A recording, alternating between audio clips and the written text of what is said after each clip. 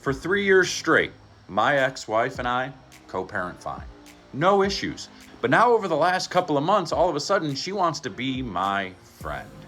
She wants to come to my house and sit on my counters and crack jokes, and she wants to have holidays together as a family, and she wants to invite me up to her apartment and help her fix little things around her apartment. I was simply trying to explain how I don't want to be your friend. I've already set that boundary, and now you're stepping on that boundary. After failing to replace him, she tried to get him back, but it was a bit late as he was no longer interested. They'll start missing you when they realize that they can't replace you. They'll try, but they will realize they can't. Some memories just can't be replaced.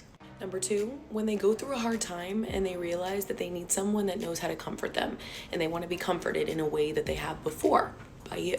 So I guess what I'm saying is, Jimmy, don't replace a good girl for just a good time. They start missing you when you stop caring. He left, and so far he hasn't looked back. Actually, he replaced me barely a month later. He replaced me before he even left. He is happy he's not with me. They come back when you are done. That's the hard truth about it, and that's why most come back after some time. The sad part is that a lot of them leave long-term relationships just because they receive a certain type of attention from someone they barely know, and they are willing to leave their current partner for that momentaneous feeling. They trade those temporary feelings for a solid relationship, but usually, it doesn't take long for them to realize that it was actually a mistake. As soon as those temporary feelings starts to wear off, or when they struggle to replace their partner, things become clearer and then they want to return. That's what they do. They think they can upgrade. They try to replace you because you were actually the good man. They fail for multiple years trying to replace you. So then they try to be your friend. It's one of those situations where they don't want you, but they don't want anybody else to have you either. They brainwash themselves and let people think that they're better than what they are. So they think they can upgrade from you, not realizing in the moment that you were the best they were going to find. That you were truly the good man that would have taken care of her and done anything for her. So once they get down that road of trying to replace you and failing over a couple of years, they then get the bright idea of, well, let's be friends with my ex. I'm going to try to be friends with him. I just went through this. For 3 years straight, my ex-wife and I co-parent fine. No issues. We didn't have any conversations past what needed to be happening for our kid. But now over the last couple of months, all of a sudden, she wants to be my friend. Maybe the dating scene wasn't as bright as she expected, and that's why she decided to come back and try her luck.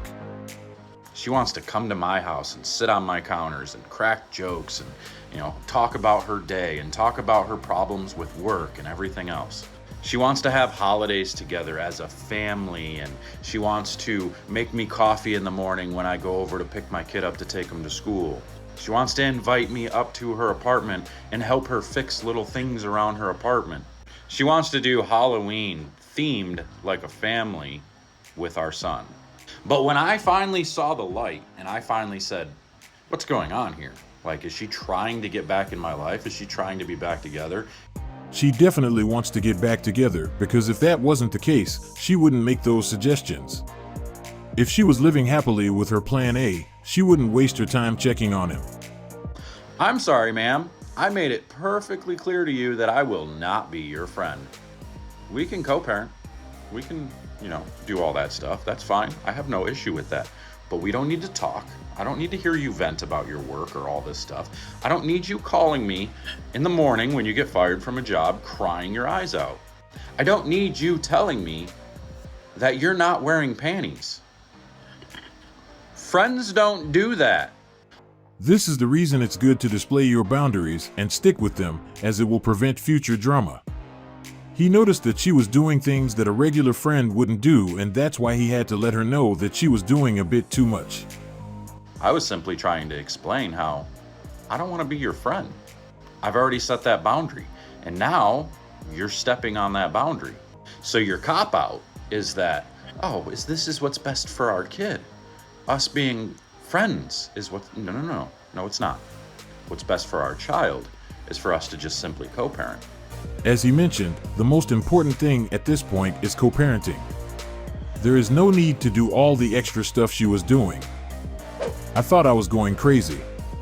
She found a new guy, but the moment I started exploring options, she wanted to spend time with me. Bro, she is trying to get you back because she realized you are the best thing out there. And you have to make a decision. Everyone is different. My ex tried to get me to take her back a couple of times. I can't do it. As soon as there was one other dude, I was done. What's best for my kids is to see me healthy. I'm in the same situation. My ex-wife said she was bored and wanted to live her best life. I said I'm good, I'm living my best life. It's scary how relatable this is. After doing her best to replace him, she probably realized that he was her best option, and that's the reason she is using that strategy to get back with him. But based on his reaction, it's evident that he doesn't want to engage in a relationship where he is the backup plan. He knows that she wouldn't make those moves if the grass was greener as she expected, and that could be one of the reasons he decided to pass on those advances. Due to social media and some unread DMs, she probably thought he was easily replaceable, but reality showed her something else. This type of cases highlights one of the main issues we have in our current dating scene, which is the false idea of endless options. It was interesting that the comment section was full of men who relate to his situation.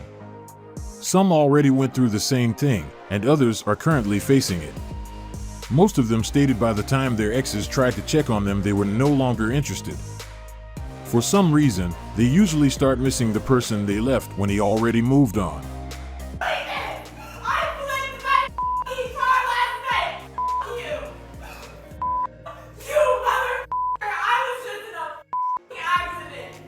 Because you wanted to go cheat and got flipped.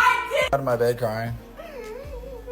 I need you to get out of my bed. It's time for you to leave. You don't live at my house. She wants to act dramatic because she flipped her car last night while she was drunk and cheating on me. She says I shattered her world when she's the one who went out. She's the one who flipped her car. She's the one who decided to try to leave the house in the first place. So it's all on her, not me. This is what being an adult is. Knowing when to move on. That was the best part of this video. This is a great display of maturity, and this is how this type of issue should be solved. There is no point in arguing. It will be better for both. And it's definitely that time. She didn't have no makeup on.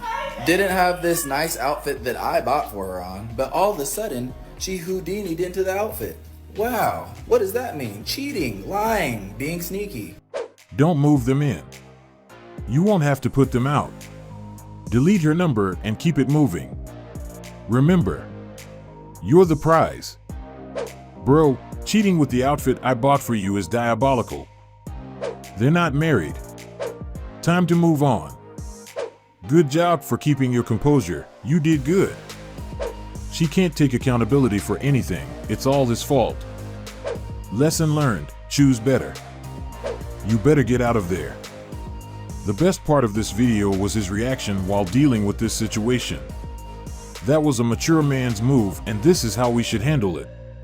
There is no need to argue or make the situation even worse. If things get to this stage, the best thing we can do is remove ourselves from that environment. It will prevent further complications. Also, that behavior would show the other party that they were dealing with a confident man who isn't easily affected by external factors. The whole case could have taken a different turn if he had a different approach to this situation. So the most appropriate solution is always to move on with our lives and let them go about theirs. Many guys found themselves in a lot of drama just because they weren't able to control their emotions in a similar case. Their future was unnecessarily compromised, and it would have been avoided if they were as mature as he is. Don't ask me for relationship advice, because my advice is either break up, get a divorce, or throw him down the stairs. That's why you are single. I'm jealous of their relationship. This is why you look at the person and their track record before you ask for advice. You wouldn't go to a broke person for financial advice. What if you find a good man? Then what?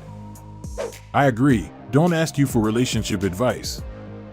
I don't know whether she was trying to be funny or serious when she made those statements, but some people have this type of friend. Imagine if she is your wife's friend, you already know that you are going to get the divorce paper on your first argument, and this is why your spouse should select their friends carefully. But we have to agree that she is an honest person. She didn't leave anything to the imagination. At this point, the best you can do is pray so your partner doesn't have this type of friend. Some people end up developing this mindset due to their own inability to have relationships, and those who decide to take relationship advice from them should think again, as those friends aren't the best when it comes to this department. This is the same as asking a broke person for financial advice. We know they aren't the best at that subject, because if they were, they wouldn't be broke. What makes people think that someone who couldn't get money for themselves can somehow offer you advice on how to be wealthy? Imagine being in a relationship with someone who has that mindset. That would be a short ride, as she would be out the first time you guys disagree on anything, as she isn't the type who is willing to work on issues.